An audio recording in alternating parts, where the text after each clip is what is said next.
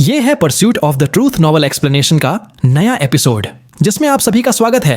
पिछले एपिसोड के last scene में देखा था कि सू मिंग के दिल में क्लैरिटी आ जाती है और बिना वक्त गवाए अपने राइट लिटिल फिंगर से विंटर सील ड्रॉ करता है।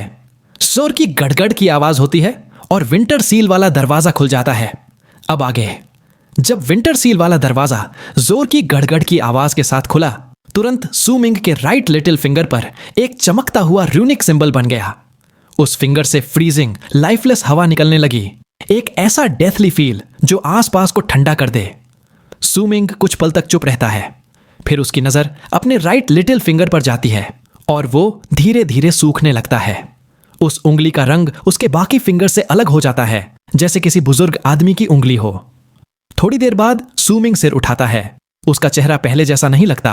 उसके आसपास एक लाइफलेस ऑरा फैला हुआ था, जैसे वो एकदम से प्राचीन और सूखा हुआ इंसान बन गया हो। पीछे से तेज सांस की आवाज सुनाई देती है। वो हिडन ड्रैगन सेक्ट का सनशान था। अभी तक वो सुकून में था जब उसने देखा कि सू मिंग स्प्रिंग सील समझ नहीं पा रहा और उसके दिल में वो ठंडी हंसी हंसा था। पर अब जैसे ही उसने देखा कि सू मिंग ने सबसे मुश्किल विंटर सील एक पल में समझ लिया, उसका चेहरा सफेद पड़ गया। उसकी सारी ठंडी हंसी उसके दिल में जम गई और उसका हर मजाक उसकी जुबान पर ही मर गया। वो शौक में सोचता है, विंटर सील, ये हमारे 8 रूनिक सिंबल्स में सबसे आखिरी और सबसे टफ है, पर इसने एक पल में समझ लिया।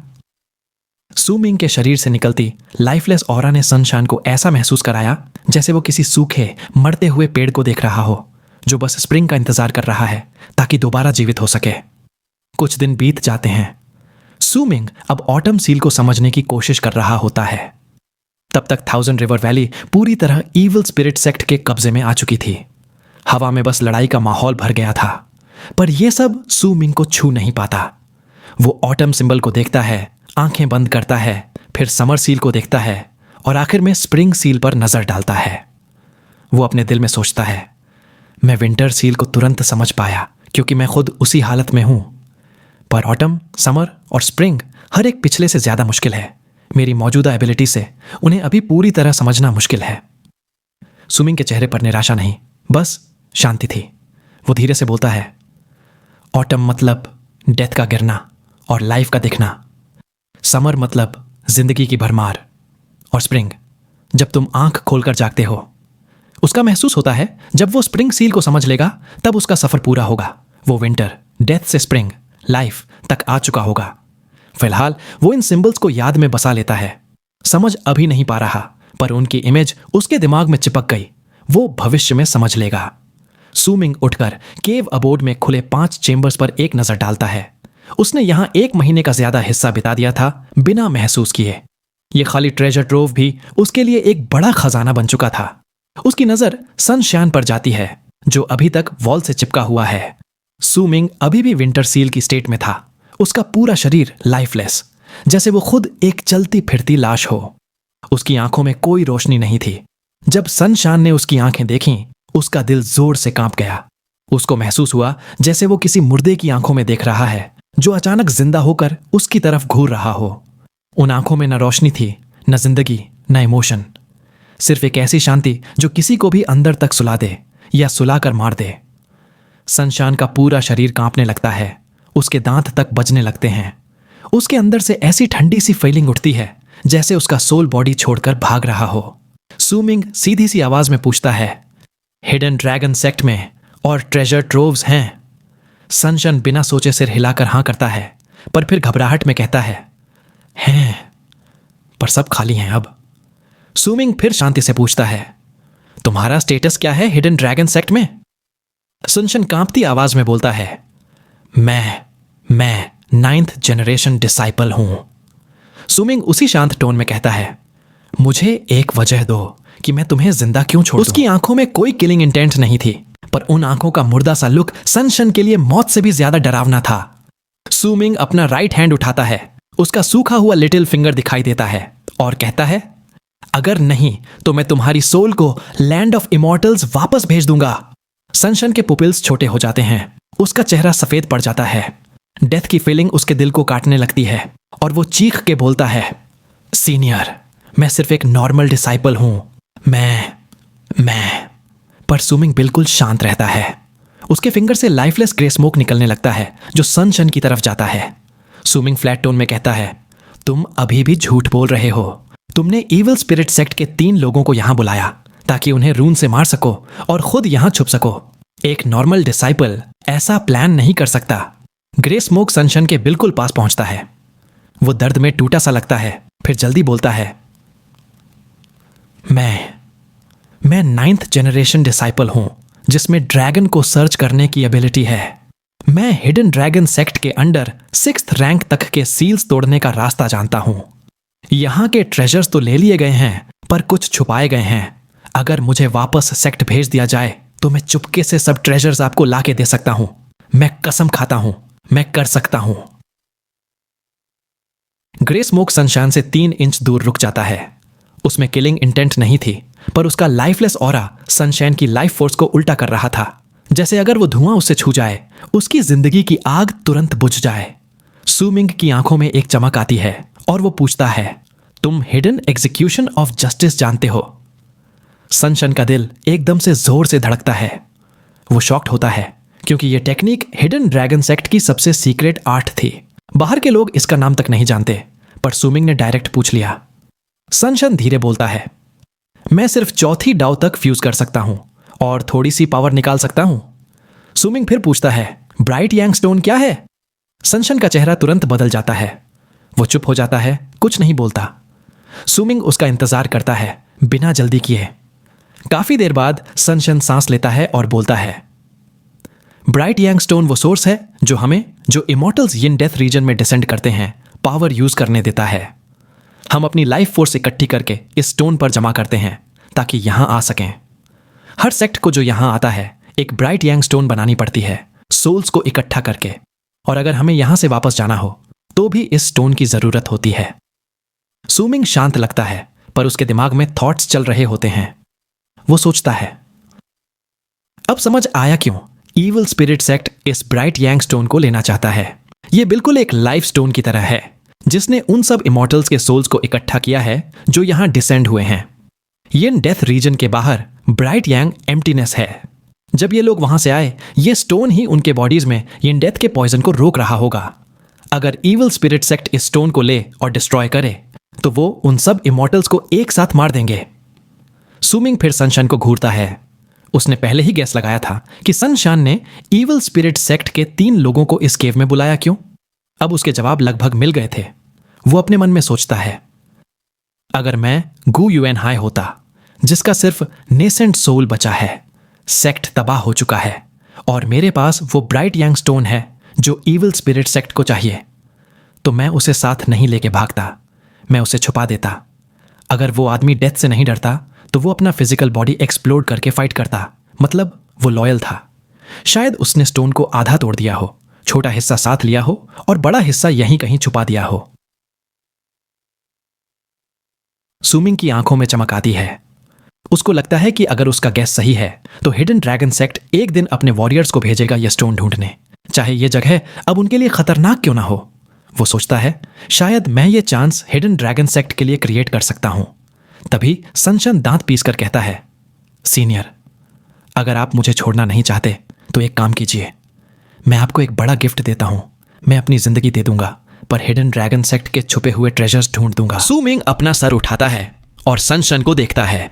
उसके चेहरे पर एक जिद्दी और तैयारी भरी नजर है, जैसे वो जिंदा रहने के लिए अपनी जान तक दांव पर लगाने को रेडी है। लेकिन सुमिंग के अंदर, जो हजारों मौत और जिंदगी के तजुर्बे से गुजरा है, वो तुरंत समझ जाता है कि सनशाइन के इरादे में कुछ छुपा हुआ है। सुमिंग तुरंत कुछ नहीं बोलता। वो अपनी नजर केव अबोर्ड के जमीन पर गिराता है। वो मन में सोचता है, यहां एक स्पिरिट वेन है। ये मेरी कल्टीवेशन बेस को तेज रिकवर करने के लिए परफेक्ट जगह है।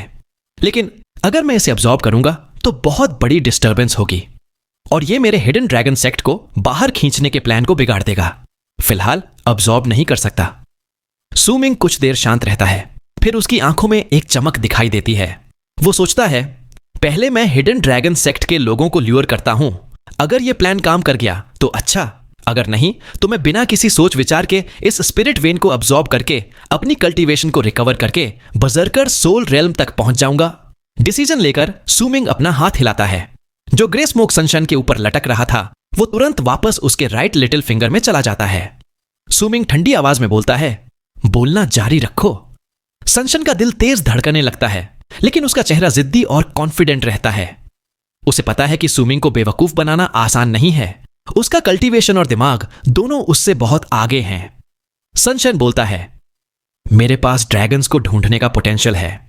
मुझे ट्रेजर्स की प्रेजेंस महसूस होती है।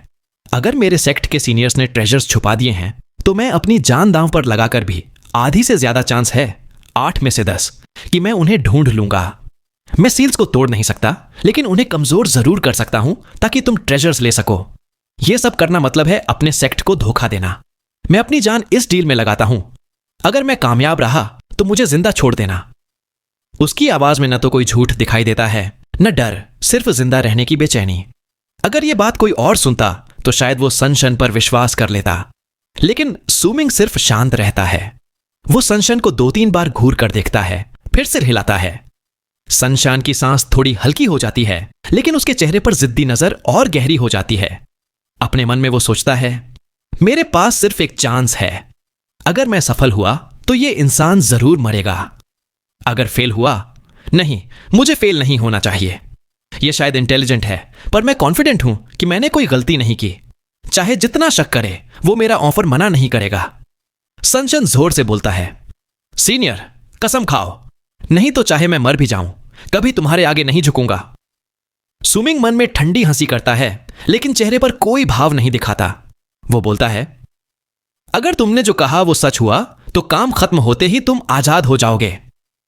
सनशाइन फिर बोलता है, सीनियर, कसम। लेकिन उसके बोलने से पहले ही सुमिंग उसे बीच में काट देता है। सुमिंग ठंडी नजर से बोलता है, तुम्हारे पास 3 सांस का वक्त है, या तो ट्रेजर्स ढूंढो या मर जाओ। सुमिंग अपना हाथ हिलाता है और सनशाइन का रिस्ट्रेंट खत्म हो जाता है। उसका कल्टीवेशन बेस वापस एक्टिवेट हो जाता है। 3 सांस बहुत जल्दी निकल जाती हैं। सनशाइन के चेहरे पर पसीना आ जाता है। जब वो देखता है कि सुमिंग अपना राइट हैंड उठाता है, वो दांत भींचकर कहता है, सीनियर, अपना प्रॉमिस याद रखना। वो तुरंत क्रॉस लेगेड बैठ जाता है। वो अपने हाथों से सील बनाता है, अपने कानों पर ठोकता है और उसका पूरा बदन कांपने लगता है। उसकी आंखों से 2 लाल खून की धाराएं निकलती हैं और कानों से काला खून बहने लगता है। सुमिंग एक तरफ खड़ा रहता है। उसकी आंखों में एक ठंडी चमक है। वो देखता है कि सनशाइन का बदन और ज्यादा कांपने लगता है। फिर वो अपना हाथ हिलाता है और उसके हाथ में 4 काले नीडल्स दिखाई देते हैं। बिना हिचकिचाहट के वो एक नीडल अपने फॉरहेड पर, एक अपने स्कल के टॉप पर, एक अपने दिल पर और एक अपने गले में घुसा देता है। जैसे ही ये 4 नीडल्स उसकी स्किन में घुसती हैं, सनशाइन की आंखों में एक अजीब सी रोशनी चमकने लगती है। उसकी आंखों में गहरी थकान भी दिखाई देती है। वो सर उठाकर ऐसे देखता है जैसे केव को छेद कर बाहर की दुनिया देख रहा हो। सुमिंग मन में सोचता है, ये नीडल्स उसके सोल को स्टिमुलेट कर रही हैं। उसकी लाइफ फोर्स का पोटेंशियल बर्न हो रहा है। इसका मतलब है कि वो अपनी जिंदगी जलाकर ये कर रहा है। शायद जो बोला वो सही है। सनशाइन मुश्किल से बोलता है, ट्रेजर ट्रोव 1000 रिवर वैली से 70-8 हेलिस दूर, तीसरे बैरन हिल के नीचे 10,000 फीट अंदर है। ये कहकर वो एक खून की बड़ी धार थूकता है। जैसे ही खून निकलता है, उसके शरीर में लगी 4 ब्लैक नीडल्स कांपने लगती हैं। वो फिर 2 और नीडल्स निकालता है। एक को अपने डेंटियन रीजन में घुसा देता है और दूसरा अपने नाभि के ऊपर। वो बोलता है, सीनियर, मुझे वहां ले चलो, मैं सील खोल दूंगा। सुमिंग कुछ नहीं बोलता। वो अपना हाथ हिलाता है और सनशाइन को उठाकर अपने साथ ले जाता है। एक कदम जैसे ही वो जमीन पर रखता है, उसका नेसेंट डिविनिटी बाहर निकलता है और दोनों एक पल में गायब हो जाते हैं। कई वॉर्प्स के बाद दोनों 1000 रिवर वैली से 78 LIS दूर बैरन हिल्स के पास पहुंच जाते हैं। यहां 7 बैरन हिल्स हैं और सुमिंग की नजर तीसरे बैरन हिल पर टिक जाती है। यह हिल बिल्कुल सूखा और खाली है। कोई हरा रंग दिखाई नहीं देता। सनशाइन मुश्किल सांस लेते हुए बोलता है, मुझे माउंटेन के टॉप पर रखो सीनियर, मैं सील खोलूंगा। अगर तुम्हें ट्रेजर मिल जाए तो मेरी जिंदगी को बचाकर मुझे छोड़ देना। सुमिंग उसे देखता है और सिर हिलाता है। वो सनशाइन को तीसरे हिल के टॉप पर ले जाकर एक बड़ी चट्टान पर बिठाता है। यह जगह बिल्कुल खाली है, न कोई साइन, न कोई ट्रेजर का निशान। सूमिंग मन में सोचता है, क्या यह सच में सिर्फ ट्रेजर के लिए इतना कर रहा है? सनशन फिर अपने हाथों से सील बनाता है और जमीन पर हाथ लगाता है। पूरा माउंटेन तेज आवाज करता है, पत्थर टूट कर गिरते हैं। पहाड़ के अंदर से एक लाइट की स्ट्रीम दिखाई देती है और उसके नीचे एक केव अबोर्ड का दरवाजा दिखाई देता है। सनशाइन का चेहरा सफेद पड़ जाता है, वो फिर खून थूकता है। वो अपने हाथों से 8 ब्लैक नीडल्स और निकालता है। अब उसके शरीर में 14 नीडल्स घुसी होती हैं। सूमिंग देखता है कि उसकी लाइफ फोर्स जल रही है और हवा में बिखर रही है। सनशन की आवाज खड़खड़ाती है, सीनियर, मैं सिर्फ कुछ सांस तक इस सील को खुला रख सकता हूं। तुम चाहो तो अंदर न जाकर अपने डिवाइन सेंस से चीजें निकाल सकते हो। सूमिंग की आंखों में शक आता है। वो देखता है कि सनशन का शरीर अब बिल्कुल खाली बर्तन जैसा है और उसकी जलती लाइफ फोर्स हवा में बिखर रही है। और उसके दिमाग में एक सोच बिजली की तरह आती है, ये पोजेशन है? नहीं, ये अपने शरीर को किसी और के डिसेंड होने के लिए खोल रहा है। सूमिंग तुरंत देखता है कि 14 नीडल्स में से 7 सिर्फ धोखा हैं, जो पोटेंशियल को स्टिम्युलेट करते दिखते हैं, लेकिन असली में वो एक रून बनाते हैं जो उसके वेन्स को कनेक्ट करके पूरा पैटर्न कंप्लीट करते हैं। सिर्फ एक नीडल मिसिंग थी।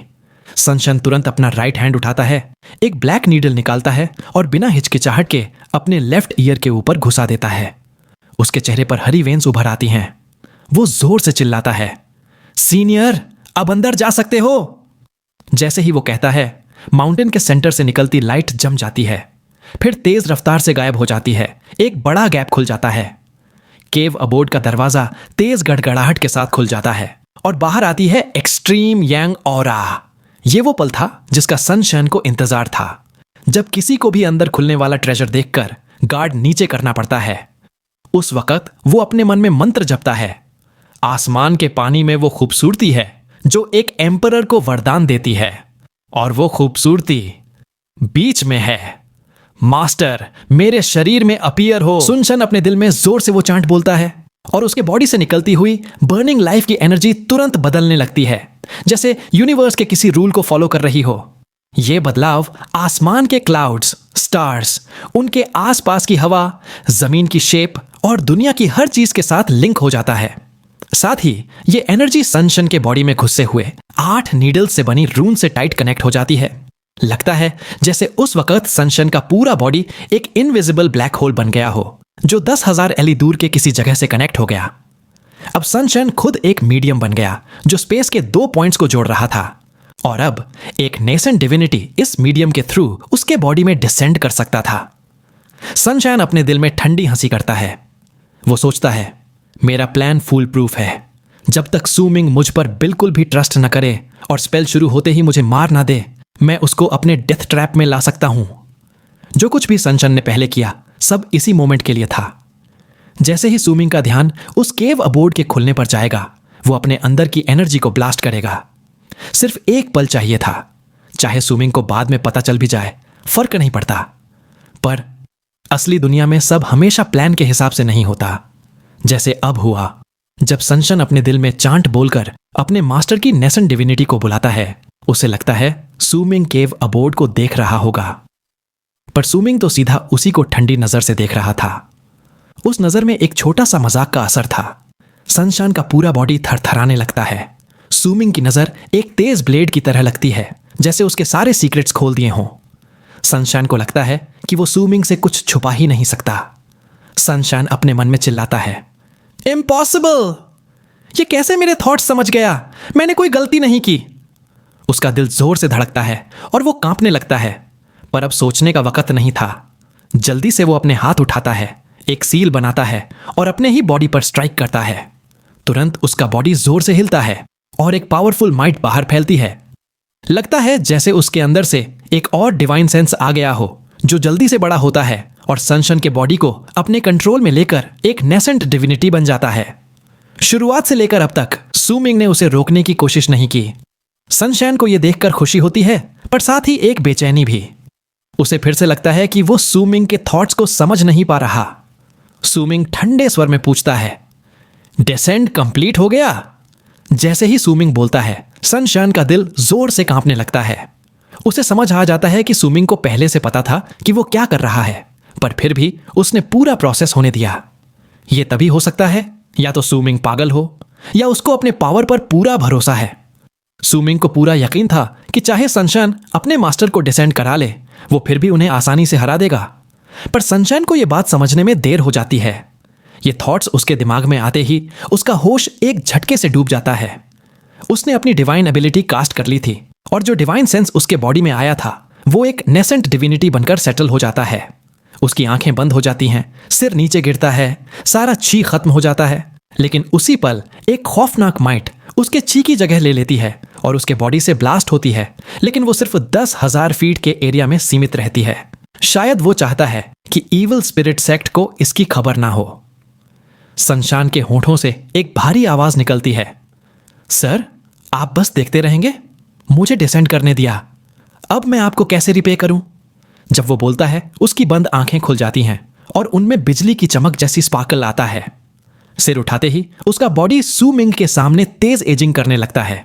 एक पल में वो जवान सनशाइन गायब हो जाता है और एक पुराना आदमी सामने आता है। उसकी स्किन पूरी रिंकल्ड है, बाल सफेद और उसके बॉडी से एक पावरफुल ऑरा निकलता है जो सनशाइन का नहीं लगता। सू मिंग शांत स्वर में बोलता है, रीपे करना है तो मुझे बताओ, तुम हिडन एग्जीक्यूशन ऑफ जस्टिस में कितने डफ यूज कर सकते हो? सनशाइन का मास्टर खड़ा होता है और उसकी निगाहें बिजली की तरह सू मिंग पर पड़ती है। वो जोर से हंसी करता है, ओह तो तुम हिडन ड्रैगन सेक्ट के हिडन एग्जीक्यूशन ऑफ जस्टिस के पीछे हो? मैं उस आर्ट में 6 डॉफ यूज कर सकता हूं। फिर वो एक कदम आगे बढ़ता है। जैसे ही उसका पैर हवा में पड़ता है एक तेज वेव हर डायरेक्शन में फैलने लगती है, जैसे हवा पानी बन गई हो और उसका पैर पत्थर बनकर रिपल क्रिएट कर रहा हो। हर वेव उसके कल्टीवेशन बेस की पावर रखती है। जैसे ही वो सुमिंग के पास फैलती है, सुमिंग भी अपना पैर उठाता है और आगे स्टेप रखता है। दोनों के वेव्स टकराती हैं, जोरदार धमाके होते हैं। सनशाइन का मास्टर पीछे हटकर ग्रंट करता है, कुछ कदम लड़खड़ाता है, उसका एक्सप्रेशन बदल जाता है। वो बोलता है, बर्सर्कर सोल रियल्म का ग्रेट कंप्लीशन। सुमिंग धीरे से बोलता है, एसेंडेंट स्टेज का अर्ली स्टेज। उसका बॉडी थोड़ा हिलता है पर वो पीछे नहीं हटता। सनशाइन का मास्टर घूर कर कहता है, तुम मैनिया हो या वुशोंग, श्वेशा, तियनशी या चिलेथियन? तुमने अपनी शक्ल बदलकर यहां आके मुझसे मुकाबला करने आए हो? सुमिंग बस चुप रहता है। फिर उसकी आंखों में चमक आती है और वो दूसरा कदम आगे बढ़ता है। उसके साथ ही आसपास का मौसम बदल जाता है। आसमान में एक बड़ा वॉर्टेक्स बन जाता है और हवा घूमने लगती है। एक विशाल फुट आसमान में मटीरियलाइज होता है। यह था गॉड ऑफ द बर्सर्कर्स 7 स्टेप्स का एक कदम। सनशाइन का मास्टर तेज पीछे हटता है। उसके मन में गुस्सा और डर दोनों होते हैं। वो सोचता है, मेरा असली बॉडी तो यहां नहीं है, सिर्फ नेसेंट डिविनिटी है। अगर यह डिस्ट्रॉय हो गया तो मेरे लिए डिजास्टर होगा। मेरा डिसाइपल ने मुझे कैसी मुसीबत में डाल दिया। एक बर्सर्कर के सामने जो ग्रेट कंप्लीशन तक पहुंच चुका है। वो और पीछे हटता है, अपनी उंगली काटकर फ्रेश ब्लड निकालता है, दोनों हाथों से सील बनाता है और वो ब्लड एक ह्यूमनॉइड बनकर सू मिंग पर चार्ज करता है। फिर वो ह्यूमनॉइड 2 में स्प्लिट होता है, फिर 4 में, फिर 1000 के आसपास क्लोन्स बनकर सू मिंग और उस ह्यूज फुट की तरफ भागते हैं। पर सू मिंग रुकता नहीं। वो तेज गति से सारे 7 स्टेप्स पूरे करता है। दुनिया गूंज उठती है, एक शॉकवेव हर तरफ फैल जाता है। सनशाइन का मास्टर बहुत पेल हो जाता है, मुंह से ब्लड बहने लगता है और डर उसके चेहरे पर दिखने लगता है। वो सोचता है, ये बर्सर्कर सोल रियल्म का ग्रेट कंप्लीशन नहीं है, ये तो लाइफ कल्टीवेशन के रास्ते पर आधा पहुंच चुका है। ये इल्यूजरी यिन और कॉर्पोरियल यांग के बराबर है। वो लड़ाई छोड़कर भागने लगता है। बस उसका एक ही थॉट था, नेसेंट डिविनिटी को वापस हिडन ड्रैगन सेक्ट भेजना है। पर जैसे ही वो पीछे हटकर चौथा कदम लेने ही वाला होता है, सू मिंग बिजली की तरह आगे बढ़ जाता है। उसके हाथ में काला धुआं उठता है और अंडरटेकर ऑफ इविल्स स्पीयर बनकर उसके पाल में आ जाता है। सू मिंग उसको पकड़कर सीधा आगे फेंक देता है। वो स्पीयर तेर से एक काले आर्क की तरह ओल्ड मैन की तरफ भागता है। ओल्ड मैन का चेहरा फिर से बिगड़ जाता है। उसके पास कोई एन्चेंटेड ट्रेजर नहीं है और दोनों के कॉम्बैट पावर में जमीन आसमान का फर्क है। वो एक सील बनाता है जो वेस्ट जैसा लगता है और उसको आगे पुश करता है। एक वेस्ट लाइट से बनकर सामने आता है, पर स्पीयर उसको तोड़कर निकल जाता है और उसका राइट आर्म तोड़कर खून और फ्लैश में तब्दील कर देता है। ओल्ड मैन का चेहरा और पेल हो जाता है। वो जमीन की तरफ पीछे हटता रहता है और हर कदम पे उसका प्रेजेंस वीक होता जाता है। वो सोचता है सोल्स रिटर्न इन 6 स्टेप्स। पर जैसे ही वो चौथा कदम लेने वाला होता है, सूमिंग उसके बिल्कुल सामने आ जाता है। सूमिंग थोड़ा सा तेज था उस बुजुर्ग आदमी से। जब वो उसके पीछे भागता है तो उसका शरीर एक लंबी बिजली की तरह उसके सामने ऊपर आ जाता है। बुजुर्ग की आंखों में चमक आ जाती है। उसके पास सिर्फ 3 स्टेप्स बचे थे जिससे उसका नेसेंट डिविनिटी निकल सके, लेकिन सूमिंग की स्पीड देखकर वो समझ जाता है कि वो तीनों स्टेप्स पूरा नहीं कर पाएगा। उसका चेहरा सफेद पड़ जाता है। वो जितना भी दिमाग लगाता है उसे बचने का कोई रास्ता नहीं मिलता। न उसके पास एन्चांटेड ट्रेजर्स थे, न कोई आइटम जो सूमिंग के अटैक को रोक सके। उसकी पावर सूमिंग के बराबर नहीं थी और लड़ने की स्किल तो और भी कम थी। जो घमंड उसके अंदर था, जब वो नीचे आया था वो सब गायब हो जाता है और सिर्फ निराशा बची रहती है। उस निराशा के बीच उसके पास सिर्फ एक रास्ता बचा था, अपने आप को उड़ा देना। वो अपने नेसेंट डिविनिटी को ब्लास्ट करके सूमिंग को चोट पहुंचा सकता था, लेकिन ऐसा करने पर उसका असली शरीर हिडन ड्रैगन सेक्ट में भारी नुकसान उठाता, उसकी पावर गिर जाती। और वो ऐसा नहीं चाहता था। इस समय उसके दिल में सनशन के लिए इतना ज्यादा गुस्सा था कि उसका पूरा आत्मा जल रहा था। बुजुर्ग सोचता है, साला, क्या सच में मुझे अपने आप को उड़ा देना पड़ेगा? वो दिल से नहीं चाहता था कि ये रास्ता ले। अगर वो ऐसा करे तो चाहे सूमिंग को चोट लगे, उसका कल्टीवेशन लेवल नीचे गिर जाता और शायद वो कभी इमॉर्टल्स के लैंड में वापस ना जा पाए। शायद वो मर भी जाता जो आने वाली हिंसा में होने वाला था। वो सोच भी सकता था कि हिडन ड्रैगन सेक्ट के अंदर भी उसके दुश्मन बैठे हैं।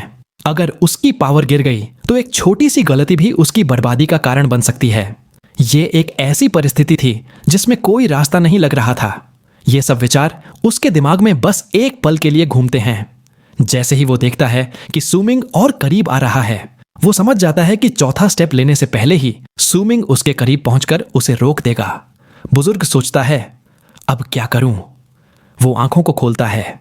पसीने के मोटे मोटे कतरे उसके माथे पर आ जाते हैं और उसका चेहरा टेंशन से भर जाता है। जैसे ही वो मजबूरी में अटैक करने का सोचता है, अचानक उसके दिमाग में एक चमक जैसी सोच बिजली की तरह गिरती है। बुजुर्ग याद करता है, हिडन एग्जीक्यूशन ऑफ जस्टिस।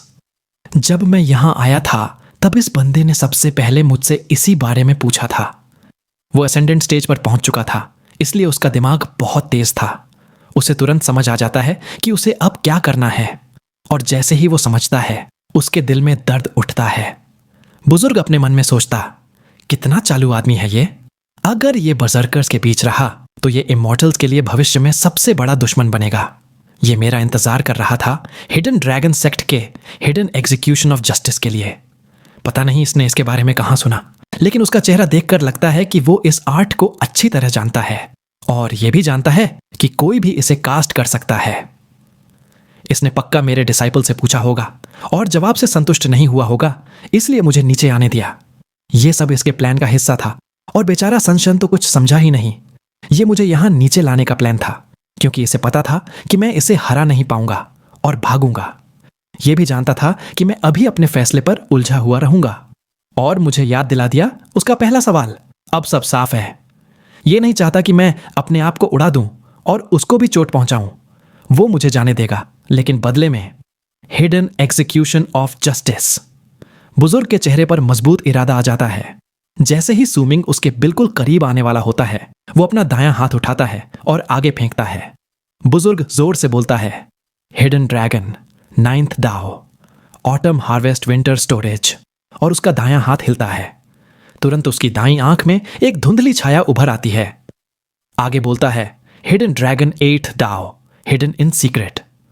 वो जल्दी से हाथ की सील बदलता है और अपनी दाईं आंख को पॉइंट करता है। धुंधली छाया इकट्ठी होने लगती है और आंख के किनारे साफ दिखने लगते हैं। वो बुजुर्ग फिर से बोलता है, हिडन ड्रैगन 7th डाओ, कवरिंग ट्रैक्स इन शैडोज, और चौथा स्टेप पीछे लेता है।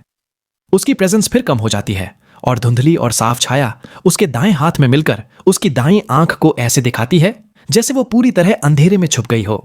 एक बार फिर बोलता है, हिडन ड्रैगन 6th डाओ, फायर इन स्लीव्स।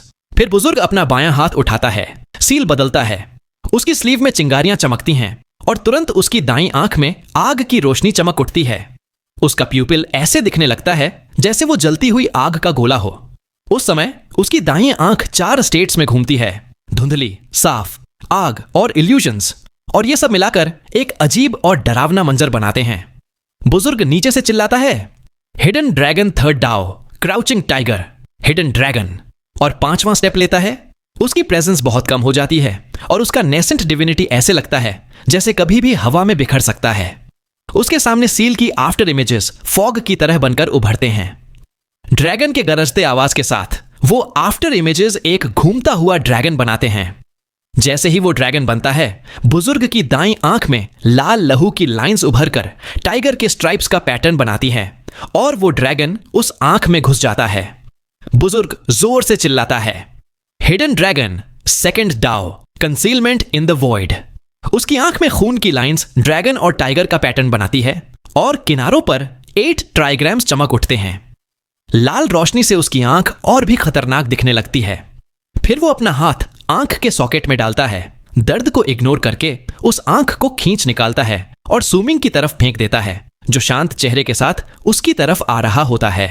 बुजुर्ग बोलता है, आज मैंने गलती की। ये हिडन एग्जीक्यूशन ऑफ जस्टिस तुम्हारे लिए एक माफी है, अगली बार मिलेंगे। फिर वो 6ठा स्टेप लेता है। वो जानता था कि सुमिंग शायद अपना फैसला बदल दे, इसीलिए वो पूरी तरह अलर्ट रहता है। अगर सुमिंग कुछ और करता तो वो बिना सोचे अपने आप को उड़ा देता। सुमिंग उस आंख को पकड़ता है। बुजुर्ग का नेसेंट डिविनिटी सन शान के शरीर से निकलकर एक काले सुराख की तरह उसके अंदर खींच जाता है और गायब हो जाता है। सनशान का शरीर धड़ से गिरता है। वो बेहोश होता है, उसके होंठों से लहू निकलता है और आखिरी सांस लेकर उसकी आंखें बंद हो जाती हैं। वो सुमिंग की वजह से नहीं, बल्कि अपने मास्टर के उसके आखिरी जीवन को खींच लेने की वजह से मर जाता है। सुमिंग अपने हाथ में रखे हिडन एग्जीक्यूशन ऑफ जस्टिस को देखता है। उसने यह सिर्फ इसलिए नहीं लिया कि होंगलुओ ने इसे कभी यूज किया था, बल्कि इसलिए भी क्योंकि होंगलुओ की यादों से उसे पता चला कि यह हिडन ड्रैगन सेक्ट का पुराना और रहस्यमय आर्ट है जो बहुत सारे सील्स तोड़ सकता है। वो सनशन के कॉप्स को हवा से एक वेव में उड़ाकर राख बना देता है। सिर्फ उसका स्टोरेज बैग बचा रहता है जो सुमिंग अपने पास रख लेता है। फिर वो नीचे के बैरन लैंड को देखता है। पूरा पहाड़ अब एक फ्लैट मैदान बन गया था। सिर्फ तीसरे बैरन हिल का एक छोटा हिस्सा बचा था, क्योंकि उसके ऊपर एक सील लगी थी। जैसे ही सुमिंग सील को तोड़ने जाता है, उसका चेहरा बदल जाता है। दूर 1000 रिवर वैली की तरफ देखता है, क्योंकि अभी अभी जो पावर यहां छोड़ी गई थी उसने इविल स्पिरिट सेक्ट के वॉरियर्स का ध्यान खींच लिया था। वो हिडन एग्जीक्यूशन ऑफ जस्टिस को हाथ में पकड़ता है, उसे आगे पुश करता है। आंख से अजीब रोशनी निकलती है, अंदर का ड्रैगन और टाइगर गरजते हैं और 8 ट्राइग्राम्स चमक उठते हैं। सील के पैटर्न्स मैच होते हैं और क्रैकिंग की आवाज के साथ केव के बाहर की रोशनी बिखर जाती है। केव का दरवाजा धीरे धीरे खुलता है। अंदर से तेज रोशनी निकलती है। एक एक्सट्रीम यांग की प्रेजेंस फैलती है। जैसे ही ये रोशनी सुमिंग को छूती है, उसका शरीर जल्दी से मुरझाने लगता है, लेकिन वो घबराता नहीं। उसकी आंखों में चमक आ जाती है। ये वही प्रेजेंस थी जो उसने कभी पहले फील की थी जब वो वर्ल्ड ऑफ 9 येन छोड़कर एंशिएंट ब्रॉन्ज सोर्ड के साथ गया था। जैसे ही दरवाजा पूरी तरह खुलता है, दूर से बहुत सारे आर्क्स उसकी तरफ आते हैं। सुमिंग केव के अंदर देखता है, वहां हवा में एक सूरज जैसा चमकता हुआ सुनहरा पत्थर तैर रहा था। उसका साइज एक मुक्का जितना था। उसकी रोशनी धूप की तरह गर्म लग रही थी, लेकिन सुमिंग के लिए वो जहर जैसी थी, क्योंकि उसका शरीर जल्दी से मुरझाने लगता है। सुमिंग कहता है, ब्राइट यांग स्टोन। उसकी स्किन पूरी झुर्रियों से भर जाती है, जैसे वो कुछ सांसों में ही पूरी जिंदगी जी चुका हो। लेकिन जब उसकी मौत की ऑरा उस रोशनी को छूती है, वो तुरंत पिघलकर गायब हो जाती है। वो एक पल के लिए रुकता है, फिर बिना किसी हेजिटेशन के उस रोशनी का सामना करता है जो उसकी जिंदगी खा रही थी, और उस ब्राइट यांग स्टोन की तरफ सीधा चला जाता है, जैसे एक पतंगा आग की तरफ उड़ रहा पतंगा। असल में एक उड़ने वाला इंसेक्ट को कहते हैं। जैसे ही वो उस पत्थर को पकड़ता है, उसके हाथ से काला धुआं निकलता है। उसका दर्द उसकी रूह तक चला जाता है, लेकिन वो अपना हाथ नहीं छोड़ता, बल्कि और कस के पकड़ता है। सुमिंग खुद से कहता है, सुमिंग, अगर तू एक छोटे से पत्थर को नहीं संभाल सकता और अभी हार मान ले, तो तुझे क्या हक है कहने का कि तू यिन डेथ रीजन से निकलना चाहता है। यह कहकर वो पत्थर को कस के पकड़ता है, हवा में एक स्टेप लेता है, और जैसे ही आसमान से गिरते आर्क्स उस जगह पर पहुंचते हैं, वो एक पल में वहां से गायब हो जाता है। जाने से पहले मेरी ये मोस्ट इंपॉर्टेंट बात सुन लीजिए, वरना आप बहुत ही जरूरी बात मिस कर जाएंगे। सबसे पहले मैं उन भाइयों से कहना चाहूंगा जो हमारे चैनल पर पहली बार आए हैं, अगर आपको ये एपिसोड पसंद आया तो वीडियो को लाइक करके चैनल को सब्सक्राइब करके हमारी छोटी सी फैमिली का हिस्सा बन जाइए। अब आते हैं इंपॉर्टेंट बात पर। अगर आप सभी चाहते हैं कि ऐसे हो और भी एपिसोड आपको रोज देखने मिलते रहे, तो इसके लिए आपको हमें सपोर्ट करना होगा। मैं आपसे पैसे नहीं मांग रहा है, मुझे आपका बस 5 मिनट का टाइम चाहिए। उस टाइम का इस्तेमाल करके हमारे चैनल के अलावा जिन चैनल पर आप डोंगहुआ एक्सप्लेनेशन या चाइनीज नोबेल एक्सप्लेनेशन सुनते हो, जैसे battle through the heavens, renegade immortal, a will eternal, swallowed star और भी बाकी डोंगुआस, तो उनके चैनल के कमेंट सेक्शन में जाके 5 लोगों को कमेंट करके मेरे चैनल के बारे में बता दो, जिसकी वजह से अगर कोई इंटरेस्टेड होगा तो वो हमारे चैनल पर विजिट करेगा।